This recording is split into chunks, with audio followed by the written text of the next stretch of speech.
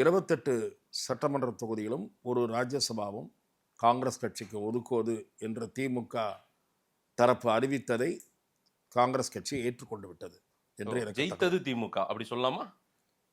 ஜெயித்தது திமுகன்னு இல்லை, திமுகவுக்கும் தெரியும் 25லயே நிற்க முடியாதுன்னு. இருந்தாலும் 25லயே நின்னாதான் இவங்க 27 28க்காவது ஒத்துக்குவாங்க.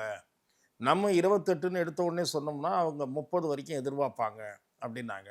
ஆனால் திமுக நடந்து கொண்ட விதத்தை நான் பிறகு கூறுகிறேன்.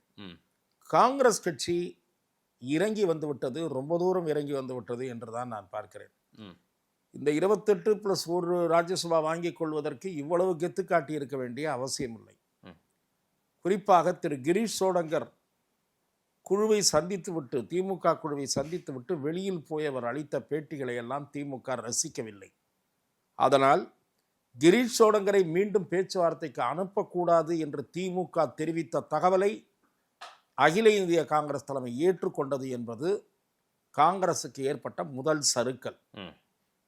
அதன் பிறகுதான் காங்கிரஸ் கட்சியினுடைய மேலிடத்தின் அனுமதியோடு திரு ப சிதம்பரம் பேச்சுவார்த்தையில் ஈடுபட்டார். திரு ப சிதம்பரத்தினுடைய பேச்சுவார்த்தையில் கூட முடிவு எட்டப்படவில்லை. அவருக்கும் அதே தகவல் தான் சொல்லப்பட்டது. 35 தொகுதிகளுக்கு கீழே போகாதீர்கள், இவர் கூட சொல்லி பார்த்திருக்கிறார். நாங்கள் சொன்னதை நீங்கள் சொல்லிவிட்டு வாருங்கள் என்று சொல்லப்பட்டது. பிறகு 28+1 என்று கன்வே செய்யப்பட்டு நான் கேள்விப்பட்டது திரு ராகுல் காந்தி முழுமையாக இதில் திருப்தி அடையவில்லை.